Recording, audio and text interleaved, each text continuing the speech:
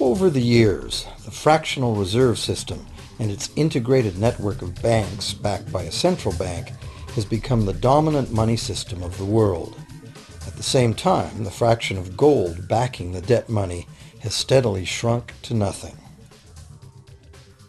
The basic nature of money has changed. In the past, a paper dollar was actually a receipt that could be redeemed for a fixed weight of gold or silver. In the present, a paper or digital dollar can only be redeemed for another paper or digital dollar. In the past, privately created bank credit existed only in the form of private banknotes, which people had the choice to refuse, just as we have the choice to refuse someone's private check today. In the present, privately created bank credit is legally convertible to government-issued fiat currency, the dollars, loonies, and pounds we habitually think of as money.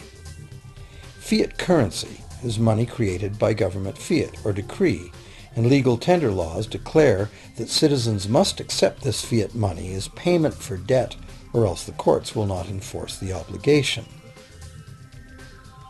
So now the question is, if governments and banks can both just create money, then how much money exists? In the past, the total amount of money in existence was limited to the actual physical quantities of whatever commodity was in use as money. For example, in order for new gold or silver money to be created, more gold or silver had to be found and dug out of the ground. In the present, money is literally created as debt. New money is created whenever anyone takes a loan from the bank.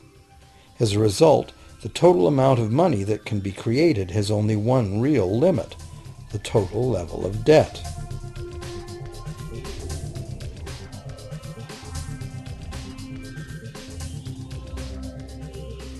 Governments place an additional statutory limit on the creation of new money by enforcing rules known as fractional reserve requirements. Essentially arbitrary, fractional reserve requirements vary from country to country and from time to time. In the past, it was common to require banks to have at least $1 worth of real gold in the vault to back $10 worth of debt money created.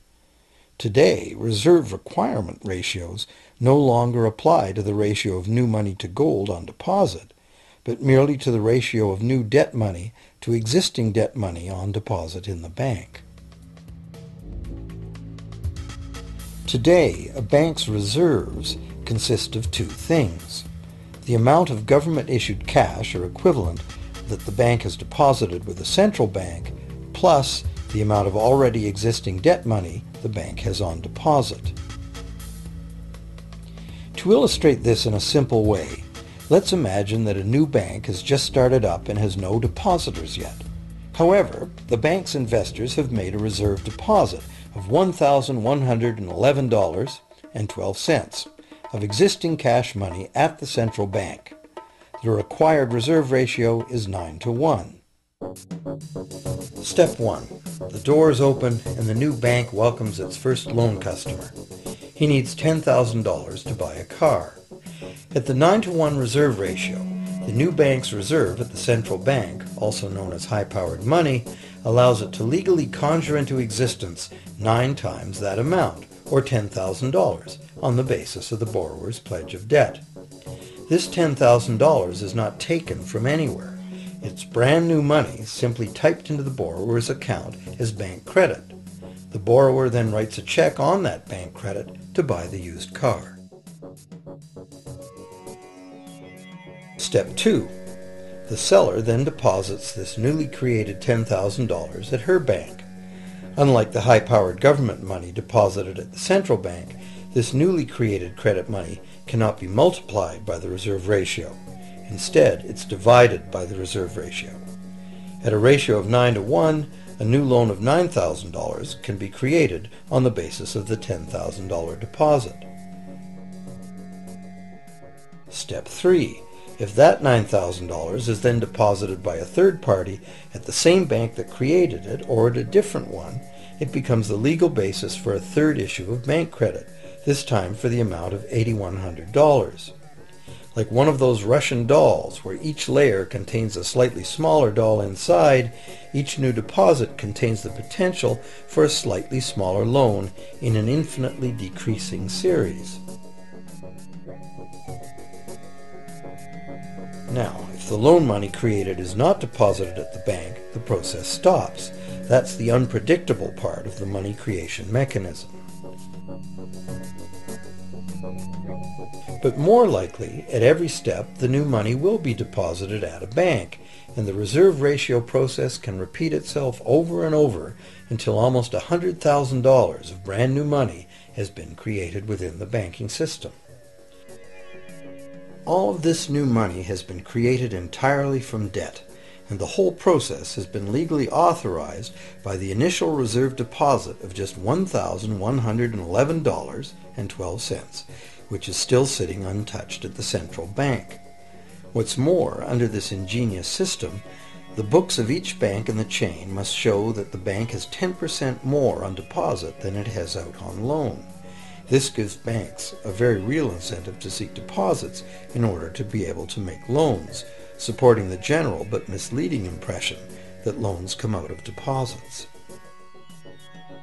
Now, unless all the successive loans are deposited at the same bank, it cannot be said that any one bank got to multiply its initial high-powered money reserve almost 90 times by issuing bank credit out of nothing. However, the banking system is a closed loop. Bank credit created at one bank becomes a deposit in another, and vice versa. In a theoretical world of perfectly equal exchanges, the ultimate effect would be exactly the same as if the whole process took place within one bank. That is, the bank's initial central bank reserve of a little over $1,100 allows it to ultimately collect interest on up to $100,000 the bank never had.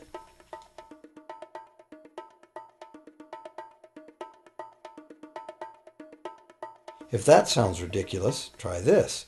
In recent decades, as a result of steady lobbying by the banks, the requirements to make a reserve deposit at the nation's central bank have all but disappeared in some countries, and actual reserve ratios can be much higher than 9-to-1. For some types of accounts, 20-to-1 and 30-to-1 ratios are common. And even more recently, by using loan fees to raise the required reserve from the borrower, banks have now found a way to circumvent reserve requirement limitations entirely. So, while the rules are complex, the common sense reality is actually quite simple. Banks can create as much money as we can borrow.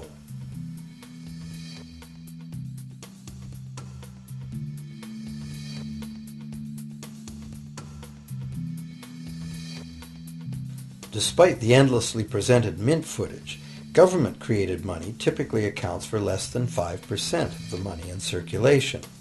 More than 95% of all money in existence today was created by someone signing a pledge of indebtedness to a bank. What's more, this bank credit money is being created and destroyed in huge amounts every day, as new loans are made and old ones repaid.